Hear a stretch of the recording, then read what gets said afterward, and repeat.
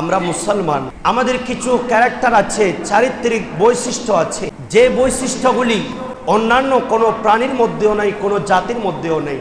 প্রিয় নবী সাল্লাল্লাহু আলাইহি ওয়াসাল্লাম আমাদেরকে এই সকল চারিত্রিক গুণাবলীর মাধ্যমে আল্লাহর কাছে আখিরি নবীর উম্মতদের মর্যাদা বৃদ্ধি করেছেন। সুবহানাল্লাহ। লাকাদ কানা লাকুম ফি রাসূলিল্লাহি উসওয়াতুন হাসানা। আমি আল্লাহর নির্দেশ হচ্ছে নিশ্চয় নিশ্চয় আমি তোমাদেরকে যে রাসূল দিয়েছি সেই রাসূলের কাছে তোমরা উত্তম আদর্শগুলি পেয়ে যাবে। সুবহানাল্লাহ।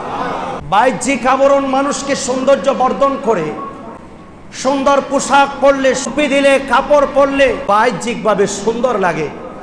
একটু আতর সেন্ট ইউজ করলে নিজেকে পরিষ্কার পরিচ্ছন্ন মনে হয়।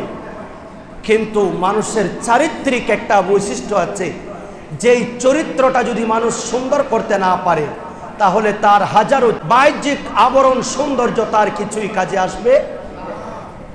রাসূলে পাক সাল্লাল্লাহু আলাইহি ওয়াসাল্লাম যখন তাশরীফ আনয়ন করেন নাই, আইয়ামে জাহেলিয়াতেও ইহুদি নাসারা, কাফের মুশরিক প্রত্যেকের আলাদা আলাদা একজনকে আরেকজন দেখলে একটা অভিবাদনের সিস্টেম ছিল।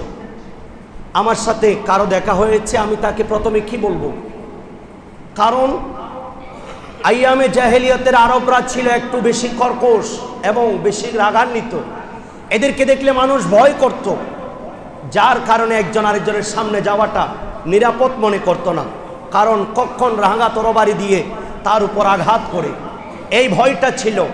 সেই জন্য আরবরা একটা সিস্টেম করেছে যে যখন কাউকে দেখব তখন বলবো হাইয়া কাল্লা, আল্লাহ তোমাকে জিন্দা রাখুক। এটা হচ্ছে আহলে আরবদের একটা বৈশিষ্ট্য। আবার অন্যান্য শব্দও বলতেন, যেমন আনাআমা মাসাআ, আনাআমা সাবাহান, তোমাদের উপর শুভ সকাল, শুভ সন্ধ্যা। শুধু তাই নয়, আনাআমাল্লাহু বিকা আইনান, আল্লাহ তোমার চক্ষুকে ঠান্ডা করুক। এটা প্রাক ইসলামী যুগে অভিবাদনের একটা সিস্টেম ছিল। একমাত্র ইমামুল আম্বিয়া তাশরীফ আওয়ারের পর মেরাজুন নবী সাল্লাল্লাহু আলাইহি ওয়াসাল্লাম আল্লাহর মাহবুব নবীকে আল্লাহর পক্ষ থেকে যে হাদিয়া দিয়েছিলেন, সেই হাদিয়ার মধ্যে অন্যতম একটা হাদিয়া হচ্ছে সালাম বিনিময় করা। সুবহানাল্লাহ। সালাম বিনিময় করা ইসলামের মধ্যে আল্লাহর পক্ষ থেকে নির্ধারিত প্রশংসিত একটা চরিত্র। যদি তার চরিত্রকে বৃদ্ধি করতে চায়, চারিত্রিক সৌন্দর্য বর্ধন করতে চায়, তাহলে তার উচিত সালাম দেওয়া, সালাম বিনিময় করা, সালামের জবাব দেওয়া। এটাই মুসলমানদের চরিত্র। সুবহানাল্লাহ বলেন। এই সালামটা আহলে আরবের যুগে যদিও বা এক ধরনের ছিল, হাইয়া কাল্লা বলতো, আল্লাহ তোমাকে জিন্দা রাখুক। কিন্তু বর্তমানে দেখা যাবে এমন অনেক মানুষ আছে যাদের গাড়ি বাড়ি সব কিছু স্বয়ং সম্পূর্ণ, পরিবার পরিজন সবাই আছে, এরপরেও সেই সুসাইড করছে। ঠিক কিনা বলেন? কেউ নিজে নিজে মৃত্যু তালাশ করছে, আমার এই জীবন আর চাই না। আমার অনেকেই মৃত্যু কামনা করে, একমাত্র কারণ হচ্ছে টাকা, গাড়ি বাড়ি সব আছে কিন্তু শান্তি নেই। ঠিক কিনা বলেন? সেই জন্য এমনি যে কোনো জীবিত থাকার নাম, জিন্দা রাখার নাম, এটার নামও জিন্দেগি নয়, বরং যেই জীবনে শান্তি আছে সেটাই নিরাপদ জীবন। সুবহানাল্লাহ। সেই জন্য রাসূলে পাক বলছেন হাইয়া কাল্লা, আনাম আল্লাহ, আল্লাহ তোমাকে আনামা সাবাআন, শুভ সকাল, শুভ সন্ধ্যা, এই সকল বাক্যগুলি যদিও বা তুমি বলতেছ একজন ব্যক্তি জিন্দা রাখো, জিন্দা থাকুক, এটা তুমি কামনা করছো, হয়তো তার মন সেটা চাচ্ছে না, কারণ দুনিয়াবি কোনো শান্তি নেই। সেজন্য আমি নবীর দেওয়া একটা নিয়ামত তোমরা গ্রহণ করো, একজন আরেকজনকে দেখলে সালাম দাও। আর যখন সালাম দিবে, অর্থাৎ তুমি তার শান্তির জন্য দোয়া করলে, সেও ওয়াপস তোমাকে শান্তির জন্য দোয়া করলো। এর মাধ্যমে তোমাদের দুনিয়া আখিরাতের শান্তি আল্লাহ বর্ষণ করবেন। জিন্দেগি বললে এমনি, হাইয়া কাল্লা বললে জিন্দা, আল্লাহ আপনাকে রাখুক, এটা যতদিন জীবিত থাকবেন ততদিন। কিন্তু আসসালামু আলাইকুম শুধুমাত্র যতদিন জীবিত থাকবেন ততদিন পর্যন্ত আপনার উপর শান্তি বর্ষিত হোক তাই নয়, বরং আপনি যখন মৃত্যুর সন্নিকটে চলে যাবেন, সাকারাতের বিছানায়, সেই সময় আপনার শান্তি বর্ষণ হোক। আপনি যখন কবরে আপনার উপর শান্তি বর্ষণ হোক, আপনি যখন হাসরের ময়দানে আপনার উপর শান্তি বর্ষণ হোক, আপনি যখন মিজানে আপনার উপর শান্তি বর্ষণ হোক, আপনি যখন আল্লাহর আরশের সামনে দাঁড়াবেন সেই দিন আল্লাহ আপনার উপর আল্লাহর শান্তি ও রহমত বরকত বর্ষিত হোক। এমনকি জান্নাতেও আল্লাহ রাব্বুল আলামিন ঈমানদার বান্দাদেরকে সালামি দিচ্ছেন, আপনাদের উপর শান্তি বর্ষিত হোক। বড় করে বলেন সুবহানাল্লাহ। আল্লাহ রাব্বুল আলামিন বলছেন, ওয়াইদা হুয়িতুম বিতাহিয়াতিন ফাহাইয়ু বিআহসানা মিনহা আও রুদ্দুহা। When someone graced some words, যখন আপনাকে কোনো মানুষ অভিবাদন জানাবে with the some greetings word, ভালো ভালো কিছু ওয়ার্ডের মাধ্যমে, ফাহাইয়ু বিআহসানা মিনহা, response therefore with you better words then that, তার চেয়েও কিছু উত্তম শব্দ দিয়ে তুমি তার জবাব দাও। সুবহানাল্লাহ। আও রুদ্দুহা, আও রিটার্ন দ্য সেম, অর্থাৎ সে যেমনি ভাবে দিয়েছে। ইন্নাল্লাহ কানা আলা কুল্লি শাইইন হাসিবা, in that Allah is going to take account everything.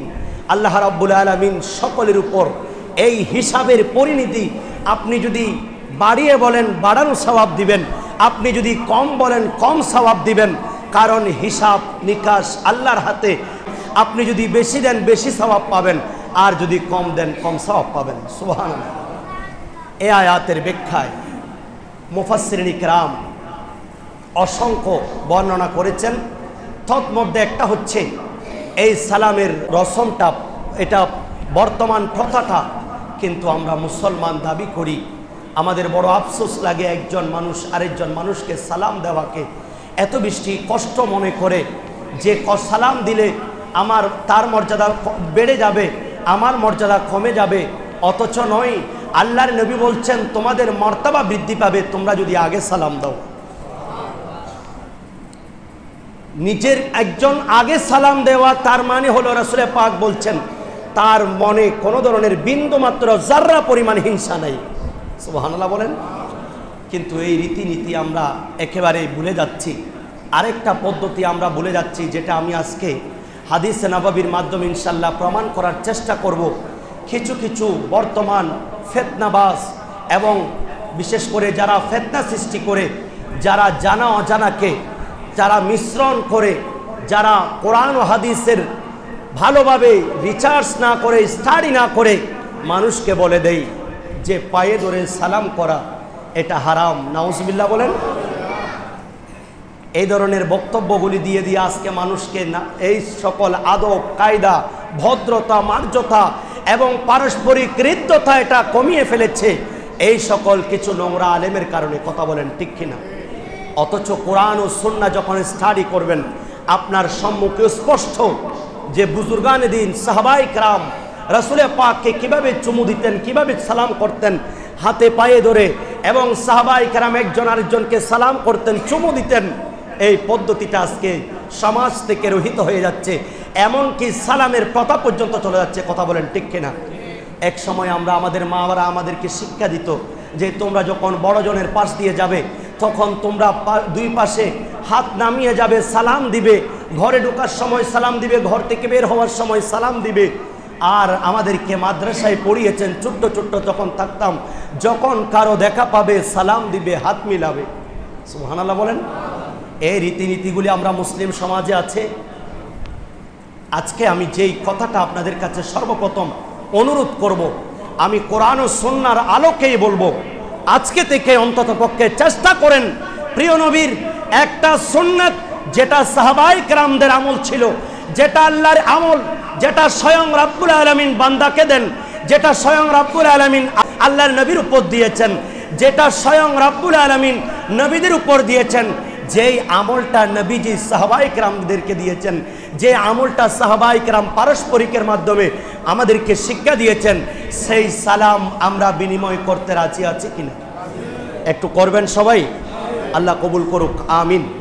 আল্লাহর নবী বলেন, উম্মত, যেটা বুখারী শরীফের মধ্যে, কিতাবুল আদাবের মধ্যে, মিশকাত শরীফে আছে, মুত্তাফাকুন আলাইহি হাদিস, ইমাম বুখারীও নোট করেছেন, আবার ইমাম মুসলিমও নোট করেছেন।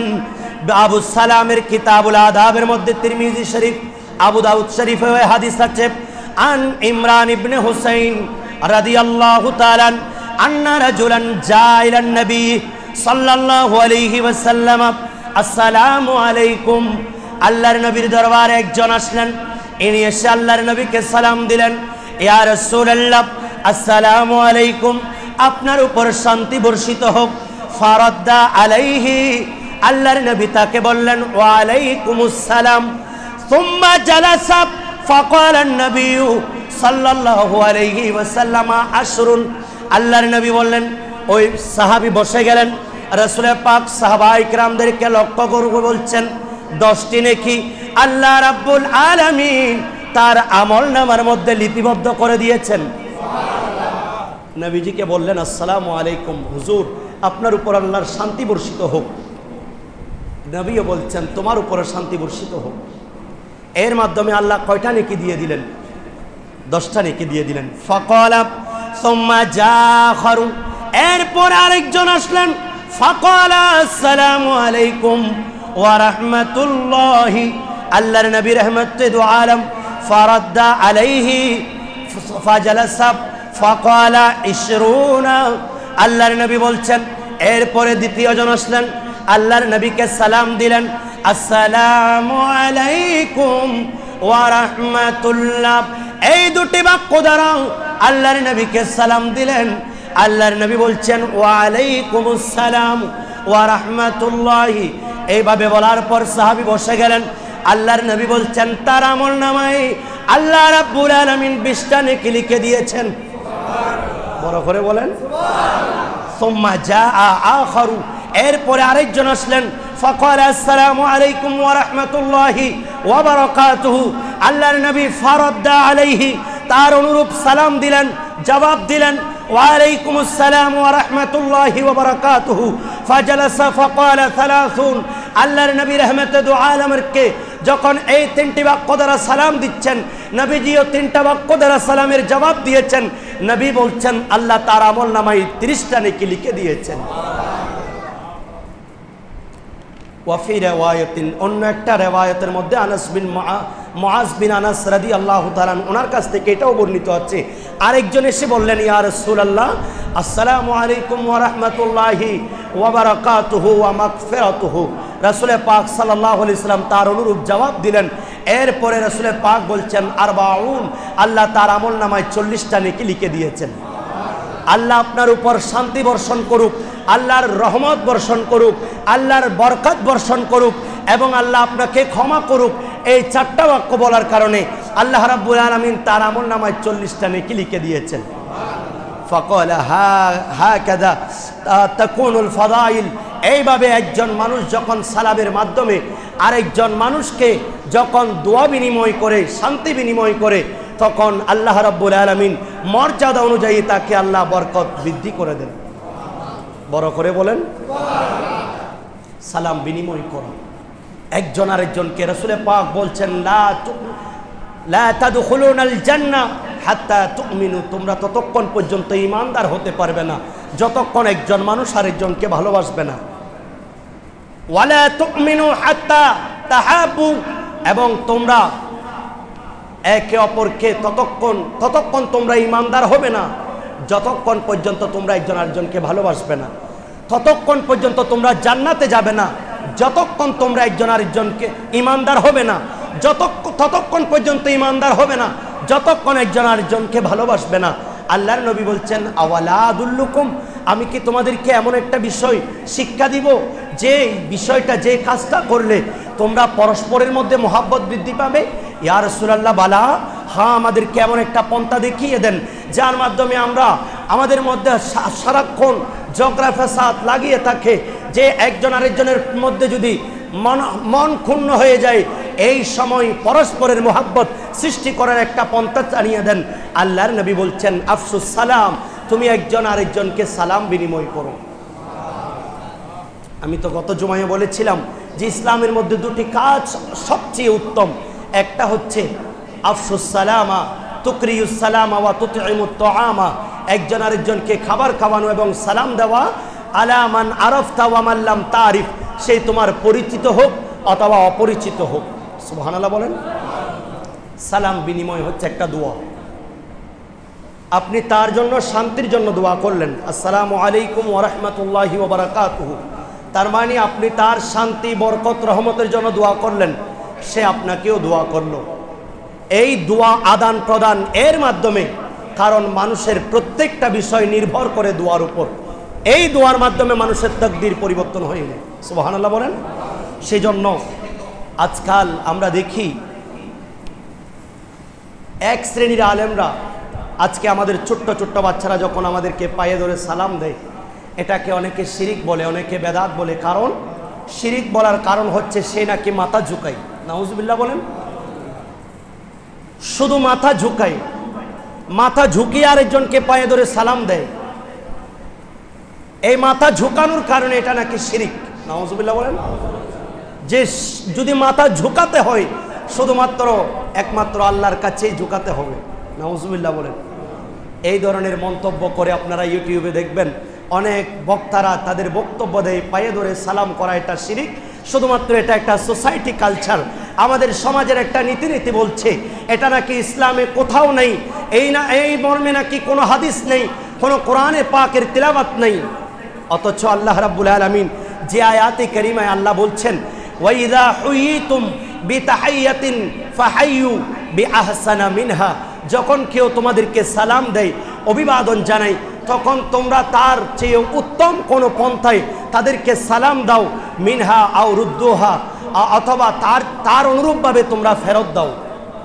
অর্থাৎ সে যা বলে তা দিয়ে দাও। অর্থাৎ কেউ আপনাকে সালাম দিল, আসসালামু আলাইকুম, আপনি তার জবাবে ওয়া আলাইকুমুস সালাম ওয়া রাহমাতুল্লাহ বললেন। কেউ আপনাকে সালাম দিল, আসসালামু আলাইকুম ওয়া রাহমাতুল্লাহি ওয়া রাহমাতুল্লাহ, আপনি তাকে জবাবে বলবেন ওয়া আলাইকুমুস সালাম ওয়া রাহমাতুল্লাহি ওয়া বারাকাতুহু। কেউ আপনাকে সালাম দিল, আসসালামু আলাইকুম ওয়া রাহমাতুল্লাহি ওয়া বারাকাতুহু, তখন আপনি অনুরূপ বলেন ওয়া আলাইকুমুস সালাম ওয়া রাহমাতুল্লাহি ওয়া বারাকাতুহু। কারণ বরকতের চেয়ে শব্দ, বরকতের শামিল এই ধরনের কোনো শব্দ নাই যেটা বরকতের সাথে সংশ্লিষ্ট। সেজন্য কেউ যদি আপনাকে ওয়া বারাকাতুহু পর্যন্ত কেউ সালাম দিয়ে দেয়, আপনিও তাকে বরকত পর্যন্ত বলেন। কেউ আপনাকে ওয়া বারাকাতুহু ওয়া মাগফিরাতুহু, আল্লাহ তোমাকে ক্ষমা করুক, ওয়া নাজাতুহু, আল্লাহ তোমাকে মুক্তি দিক, ওয়া ইজ্জাতুহু, আল্লাহ তোমাকে ইজ্জত দিক, এভাবে করে যখন সেই সালামের জবাব আরও বাড়াবে, আপনি তাকে আরও বেশি বাড়িয়ে বলবেন। এটাই হচ্ছে ইসলামী কায়দায় সালাম। এই সালাম পারস্পরিক মহব্বত আর ইদ্দতা সৃষ্টি করে সালামের মাধ্যমে আপন জনের মধ্যে, এটা আল্লাহর জিকির। আল্লাহর একটা নাম হচ্ছে সালামুন, শান্তি। আল্লাহ রাব্বুল আলামিন বান্দার উপর সব সময় শান্তি বর্ষণ করেন। সেই জন্য আল্লাহর একটা সিফত হচ্ছে গুণবাচক নাম সালামুন। আর আল্লাহ সালাম বলা মাইনি আল্লাহর জিকির করা, সালাম বলা মাইনি আল্লাহর কাছে ওই ব্যক্তির জন্য, মুসলমান ভাইয়ের জন্য দোয়া করা, সালাম বলা মাইনি আপনি তার সুস্বাস্থ্যের জন্য দোয়া করা, সালাম বিনিময় মাইনি আপনি আরেকজনের সাথে সুসম্পর্ক বজায় রাখা, সালাম বিনিময় করা মাইনি রাসূল পাকের একটা সুন্নাত আদায় করা, সালাম বিনিময় করা মাইনি আপনি তার যাবতীয় বলিয়াত থেকে মুক্তি কামনা করা। সালাম বিনিময় করার মাধ্যমে পারস্পরিক হৃদ্যতা, ভালোবাসা, ইত্তেফাক, বান্দেগি বৃদ্ধি পাওয়া। এই সালাম অত্যন্ত গুরুত্বপূর্ণ। মিশকাত শরীফের প্রথম বাবে অসংখ্য সালামের বর্ণনা আছে। আল্লাহর মাহবুব নবী রাহমাতুল আলম ফখরে বনি আদম বর্ণনা করছেন, আন আবি হুরায়রা রাদিয়াল্লাহু তাআলা, আল্লাহর নবী সাহাবী হযরত আবু হুরায়রা রাদিয়াল্লাহু তাআলা থেকে বর্ণিত, ক্বাল রাসূলুল্লাহ, সবাই পড়েন সাল্লাল্লাহু আলাইহি ওয়াসাল্লাম, খালাকাল্লাহু আদম আলা সূরাতিহি তুলুহু 60 জিরাআন। হযরত আদম সফিউল্লাহ আলাইহিস সালাতু ওয়াস সালামকে আল্লাহ রাব্বুল আলামিন সৃষ্টি করেছেন, আল্লাহ তাকে 60 গজ লম্বা করেছেন। সুবহানাল্লাহ বলেন। 60 গজ লম্বা তার উচ্চতা, এত লম্বা আল্লাহ 60 গজ পর্যন্ত করলেন। 60 জিরাআন ফালাম্মা খালাকাহু ক্বালা, যে আল্লাহ যখন তাকে সৃষ্টি করলেন, আদম সফিউল্লাহকে বললেন, ইযহাব ফাসাল্লিম আলা উলাইকান নাফার, ওই যে দল দেখতে পাচ্ছ, ওয়াহুম নাফারুম মিনাল মালাইকা, এই দলটা হচ্ছে ফেরেশতাদের একটা দল, তুমি গিয়ে তাদেরকে সালাম করো। তখন হযরতে আদম সফিউল্লাহকে বলছেন, ফাস্তামি, এবং শ্রবণ করো মা ইউহাইয়ুনাকা, তারা কি অভিবাদন জানাই তোমাকে। ফাইন্নাহা তাহিয়াতুকা ওয়া তাহিয়াতু যুররিয়াতিকা, কারণ তারা যেই জবাবটা বলবে এই ফেরেশতাদের জবাব এটা তোমার এবং তোমার সন্তানদের সালামের জবাব হয়ে যাবে। ফাযাহাবা ফাকালা আসসালামু আলাইকুম, হযরত আদম সফিউল্লাহ যখন গেলেন তখন সালাম দিলেন, হে ফেরেশতাদের দল, আসসালামু আলাইকুম, আপনাদের উপর শান্তি বর্ষিত হোক। ফাকালা আসসালামু আলাইকা, তখন ফেরেশতারাও বললেন আসসালামু আলাইকা, আপনার উপর শান্তি বর্ষিত হোক, ওয়া রাহমাতুল্লাহ, এবং আল্লাহর রহমত বর্ষণ হোক। সুবহানাল্লাহ বলেন। ওয়ালা ফাসাদুহু ওয়া রাহমাতুল্লাহ, ফেরেশতারা তখন রহমতুল্লাহ শব্দটা আল্লাহর রহমত বর্ষণ হোক আপনার এবং আপনার সন্তানদের উপর, এটা বৃদ্ধি করলেন।